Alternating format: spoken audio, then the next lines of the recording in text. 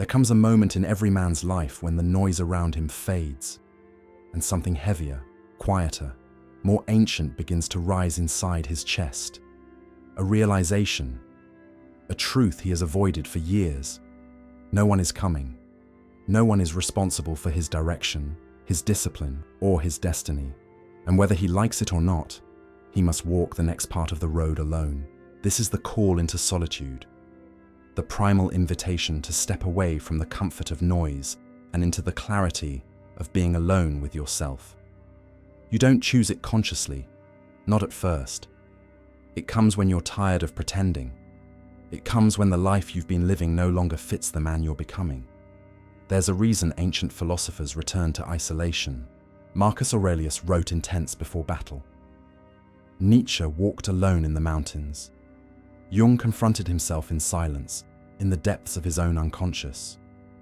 They understood something we forget today. A man cannot know who he is while hiding inside the world, the weaknesses you tried to ignore. Without noise, without validation, without applause, the mirror becomes brutally clear. This is why many men fear being alone, not because they lack company, but because they lack clarity, and clarity exposes. Clarity strips away the stories you tell yourself, leaving only the truth, raw, unfiltered, uncomfortably honest. But a man who refuses solitude also refuses growth. He becomes trapped inside patterns he never questions, following the expectations of others instead of the demands of his own nature. To step into solitude is to step into adulthood.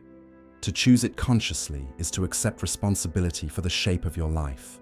There is no one to impress, no voice to guide you, no hand to hold. You stand alone. And for the first time, you feel the weight of your own existence. This is where the journey begins.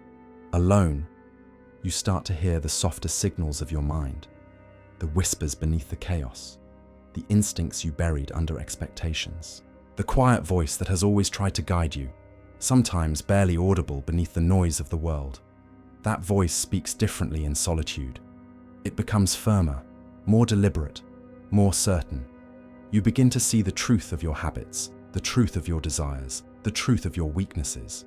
Your past excuses fall apart because there is no audience left to convince. You recognize that you've been outsourcing your strength, relying on others for motivation, seeking approval before making decisions, waiting for someone to tell you you're ready. But in solitude, you learn there is no permission coming. There is no map handed to you. There is no savior on the horizon. You must build the man you want to become with your own hands. The silence feels heavy. You may feel the old temptations, distractions, escapism, the craving for validation. But beneath all that, something else stirs. A quiet determination, a patient fire, a willingness to face the truth, no matter how uncomfortable it is. This is where a man begins to grow, not in the presence of others, but in the absence of them. Alone, he realizes he has underestimated himself. He has allowed weakness to masquerade as comfort. He has allowed fear to disguise itself as routine. Alone, he discovers the difference between loneliness and solitude. Loneliness is the hunger for someone else. Solitude is the hunger for yourself. And that difference changes everything. Because solitude isn't emptiness. It's space. Space to think. Space to rebuild. Space to untangle the knots in your mind. Space to ask the questions you've been avoiding. Space to become a man who no longer needs rescue. In the internal battles you fight when you're exhausted, uncertain, and invisible. This is why the call into solitude matters. It is the sacred first step, the doorway into the unknown. The moment where a man drops the illusions and begins the long, slow, powerful process of becoming someone he respects. So if you feel alone right now, if the world seems distant, if people have fallen away and the path ahead looks empty, and if you choose to rise, you will walk into the silence, not as a prisoner, but as a creator.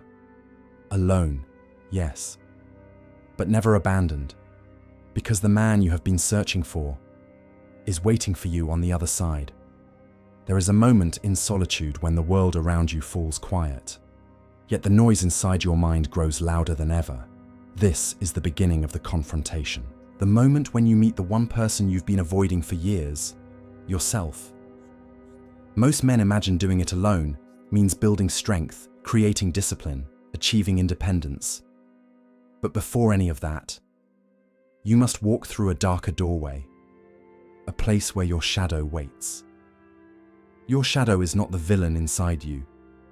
It is simply the part of you you've refused to understand. Your insecurities, your fears, your envy, your weakness, your anger, your impulses, the mistakes you bury, the truths you hide, and when you're alone, that door swings open. You feel unprepared, like you're walking into a battlefield without armor. But this is not punishment, it is revelation. The shadow is not here to destroy you. It is here to show you what still needs your attention. Most men live their entire lives running from this internal encounter. They hide in work, relationships, distractions, endless noise, anything that keeps them from being alone with themselves. But in solitude, the running stops. There is nowhere else to go, nowhere else to place the blame, nowhere to hide from the truth. This is where the real work begins.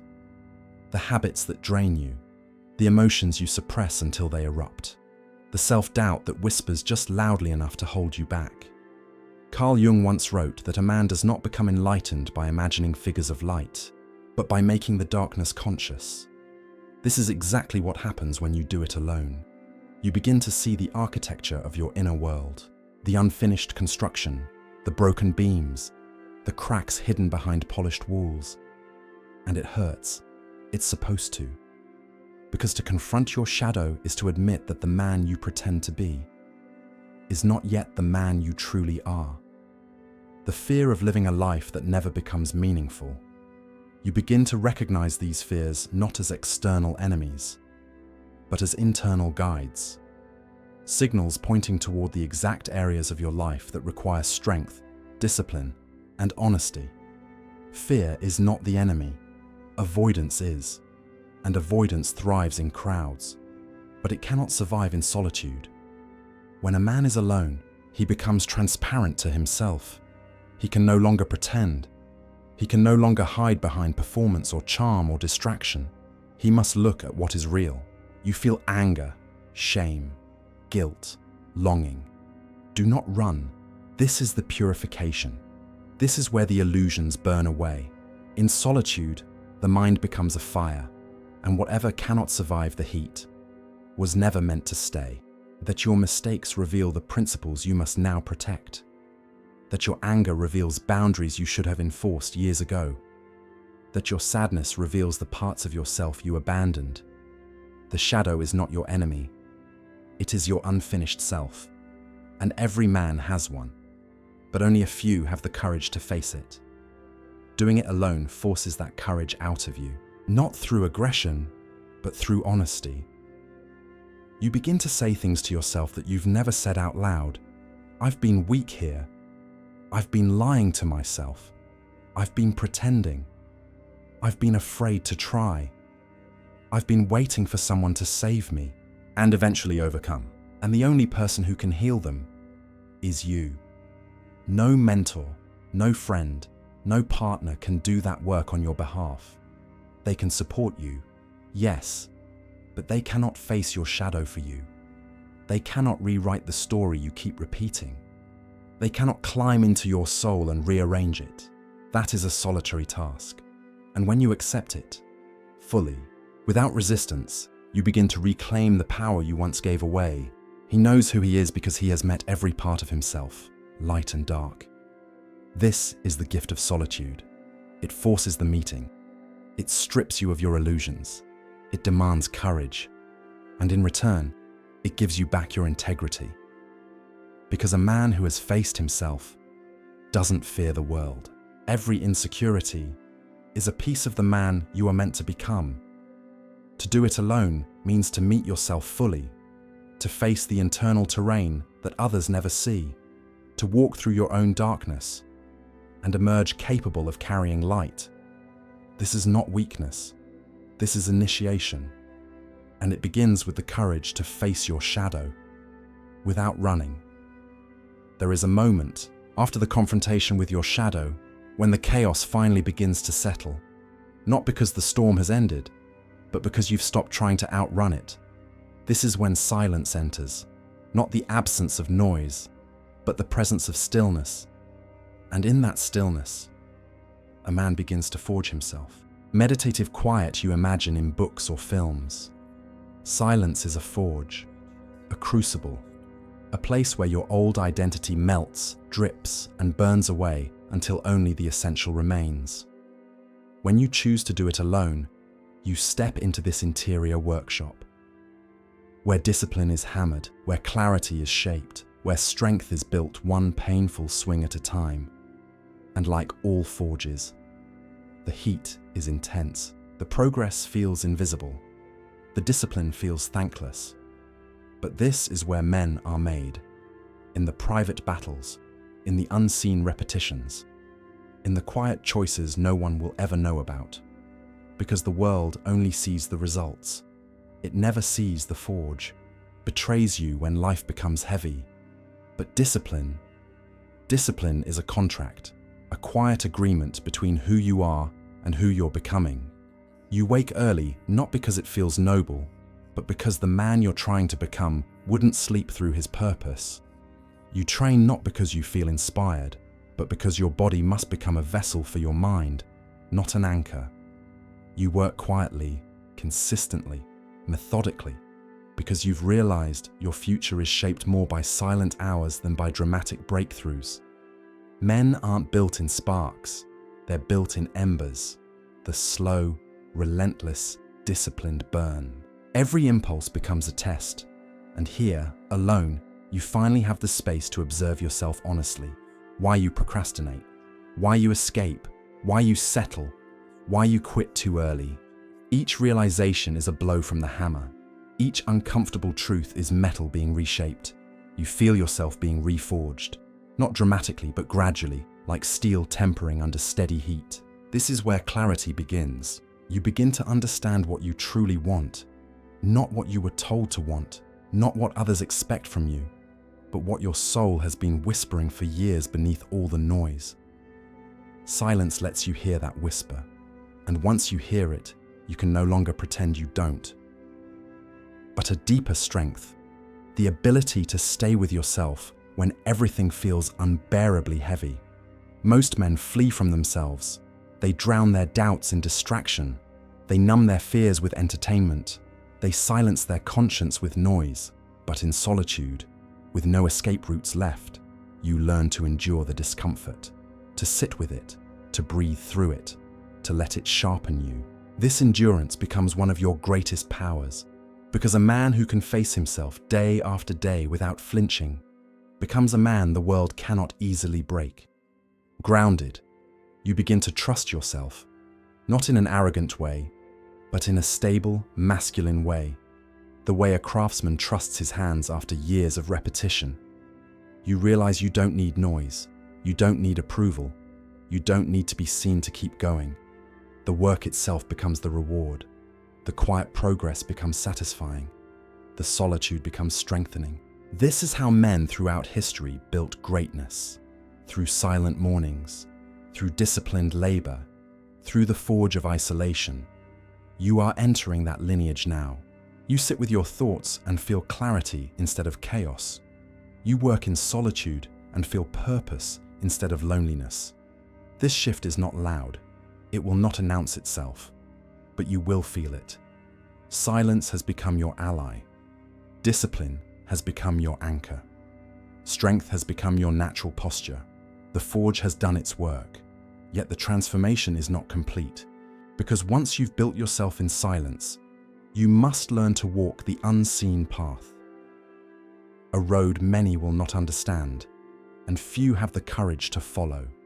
There comes a stage in a man's solitary journey when the forge has done its work. The chaos has settled, the discipline has formed, the silence has sharpened him. And now, he must walk, not the familiar roads, not the paths that others approve of, but the unseen path, the one that stretches forward with no map, no witnesses, and no guarantees. This is the part of the journey no one prepares you for. Because once you decide to build yourself, you step into a life that most people cannot see, and therefore cannot understand. Your improvements happen quietly, buried in routines, habits, decisions that no one else will ever notice. You wake up earlier and no one sees. You stay disciplined when no one is watching. You resist temptations that no one else knows you struggled with. You rebuild your mind, inch by inch, in silence. There's no applause for this, no recognition, no validation. This is the unseen path, a road where a man grows without witnesses and proves himself without an audience. It's not glamorous, it's not dramatic, it's not celebrated, and that's exactly why so few men walk it. They don't realize you've simply begun listening to a different voice, your own. And once you follow that voice, something profound happens. You outgrow environments that once felt comfortable. Conversations that once satisfied you now feel hollow. Old habits feel poisonous. Old identities feel too small for the man you are becoming. This friction is normal. It's part of the path. Every man who grows will be accused of changing, but that's exactly the point. You're not supposed to stay who you were. Friends may drift. Some relationships may fall away. People who once felt close may no longer recognize the man standing in front of them. Not because you've become cold, but because you've become clear. Clarity has a way of unsettling those who still hide from themselves, where the progress feels too slow, too subtle, too hidden. This is the season most men quit, not because the path is too hard, but because it is too quiet. They crave recognition, they crave visible results, they crave applause. But on the unseen path, there is none. You must keep walking anyway, because this path is not shaped by external validation. It is shaped by internal necessity. You walk because the man you're becoming requires it. You walk because the old version of you cannot survive where you're going. You walk because the silence taught you that discipline is not a performance. It is a way of being. But here is the truth most men never learn. The sacrifices you make now become the freedom you'll inherit later. Every step on the unseen path plants seeds. And though the world cannot see them, they are growing. You recognize the difference between what is urgent and what is important. You start taking responsibility for your life in ways you never have before. Not because someone demanded it, but because you finally stopped lying to yourself. This is the quiet evolution, the internal expansion, the unfolding of a man who is no longer controlled by impulses, fears, or the expectations of others. You become self-governing, a man with an internal compass that cannot be easily diverted. Moments when the old life tempts you to return, to comfort, to ease, to avoidance. But the man you're becoming will not let you go back. Not fully, not honestly, not without betraying the version of yourself you've worked so hard to build. Once you've tasted clarity, confusion becomes unbearable. Once you've met your shadow, pretending becomes impossible. Once you've felt discipline, chaos becomes unlivable. This is the price of growth. You can no longer tolerate the things that once kept you small. Character grows in the spaces where no one is watching. You are not walking this path to be admired. You are walking it to become someone you admire. And that difference changes everything. You carry yourself with a steadiness that others can feel, even if they cannot explain it. This is the quiet reward of walking the unseen path. You begin to embody the man you once only imagined. And you do it without noise, without applause, without the world's permission, because you finally understand, step by quiet step, alone, purposeful, unwavering. There comes a point on the unseen path when a man realizes something profound. He has been walking alone for so long that solitude no longer feels like a burden. It feels like alignment, and in that alignment, a new responsibility emerges, one that no one teaches you, one that no one prepares you for, one that only solitude can reveal. They demand perfection from wounds they never learned to heal. But when you're alone, truly alone, you start to see how destructive that internal war has been. You see how much potential you've wasted by treating yourself like an adversary instead of an apprentice. You see how many opportunities you've lost because you didn't trust your own hands. This realization doesn't arrive as a sudden revelation. It arrives slowly, as a soft truth in the quiet moments. To go further, to grow deeper, to build the life you hunger for, you must stop battling yourself and start building yourself. And that begins with becoming your own ally. That's not strength, that's erosion. Being your own ally means you adopt a personal code, a quiet internal standard that governs the man you are and the man you are becoming. This code is simple, but it is strict. You begin to realize that self-respect is not built through achievement, but through consistency. Every time you keep a promise to yourself, your spine straightens. Every time you follow through, your confidence strengthens. Every time you choose the harder but necessary path, your identity sharpens. You are no longer living by accident. You are living by design. You become a man who moves deliberately, a man who doesn't need supervision, a man who doesn't require motivation to act. This is what it means to be your own ally, to support yourself so strongly that you no longer wait for anyone else to carry you. Tithans, forgiveness is alignment. A man who holds himself hostage to old failures cannot move forward. He drags his past like a chain, mistaking guilt for responsibility. But responsibility is not about punishing yourself. Responsibility is about choosing differently now. You forgive your past not to erase it, but to stop repeating it. You forgive your failures not to excuse them, but to transform them into wisdom. You forgive your younger self because he was operating with the knowledge he had. And now, you know better.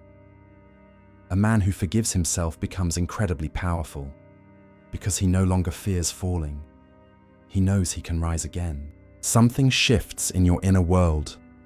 Your thoughts begin to obey you, not through force, not through aggression, but through structure. You create internal order. You stop reacting to every emotion. You stop bargaining with every distraction. You stop negotiating with weakness. You decide the terms. You enforce the boundaries. You honor the direction you've set. This is what self-governance feels like. A calm, steady authority that emerges from within. Most men avoid this responsibility. They prefer chaos because chaos asks for nothing. But order demands strength.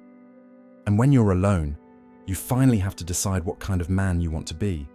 One who is ruled by impulses, or one who is guided by principles. You stop seeking external direction because you've built internal sovereignty.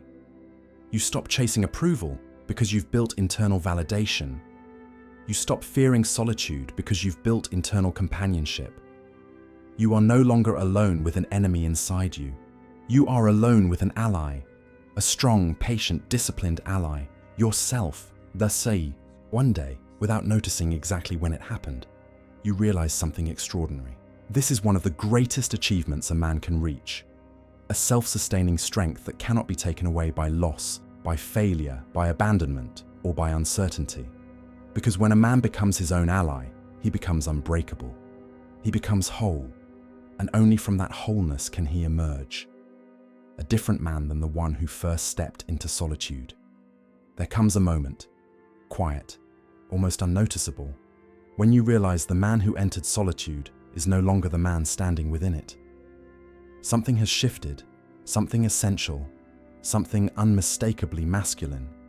You've walked through silence, you've confronted your shadow, you've built discipline without witnesses, you've become your own ally, and now you emerge. Not loudly, not dramatically, not with grand declarations. You emerge the way dawn rises, slowly, steadily, inevitably.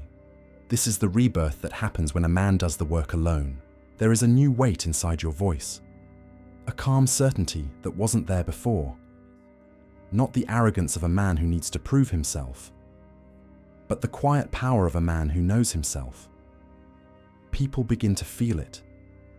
They may not understand what changed, but they sense the difference. you've grown roots.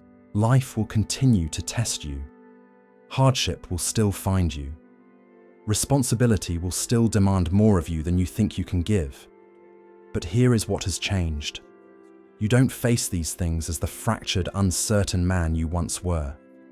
You face them with the strength built in solitude, the strength no one gave you, the strength you forged with your own hands. You carry yourself differently now, not with bravado, but with presence. The world feels less chaotic because you are no longer chaotic.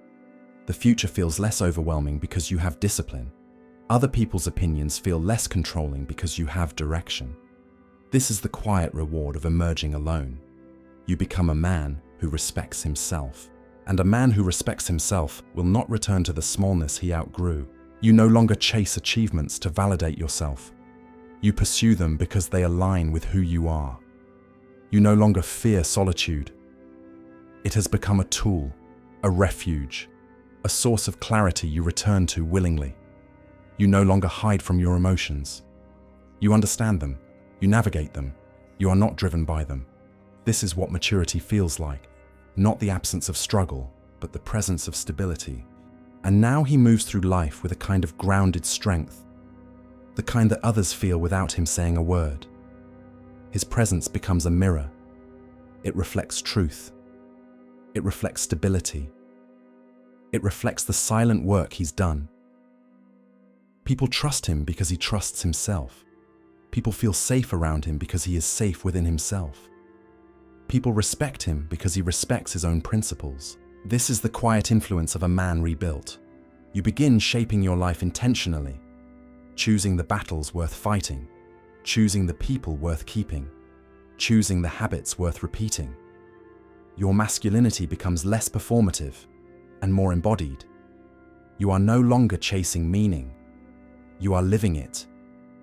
Not the passive peace of avoidance, but the active peace of a man who has faced himself and come out stronger.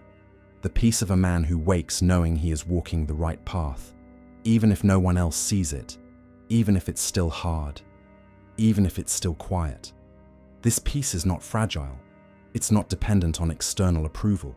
It's not shaken by temporary setbacks. It is built from the inside, slowly, patiently, deliberately. It is the peace of a man who knows he can trust himself to endure, to act, to rise, to rebuild. This is the culmination of doing it alone. You emerge not just stronger, but steadier, more intentional, more awake. The world may never know the depth of the work you did, but the man who steps forward from solitude knows exactly what he has earned, and he carries that truth like a quiet flame. So now, breathe.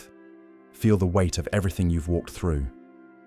The silence, the shadow, the discipline, the unseen path, the rebuilding, the rebirth. Let the journey settle into you, not as a memory, not as a phase, but as a foundation. You are not who you were. You are not who the world told you to be. You are not the man who needed saving. You are the man who learned to stand.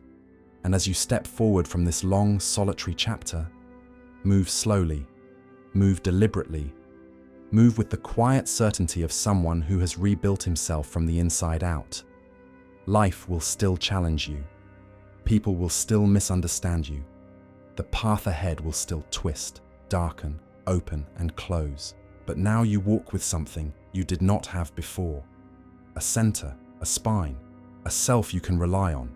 Remember this: when the world becomes loud again, when chaos returns, when doubt tries to find its way back in, carry it like a man who has nothing to prove, but everything to build, because from this moment on, you walk as the man you chose to become.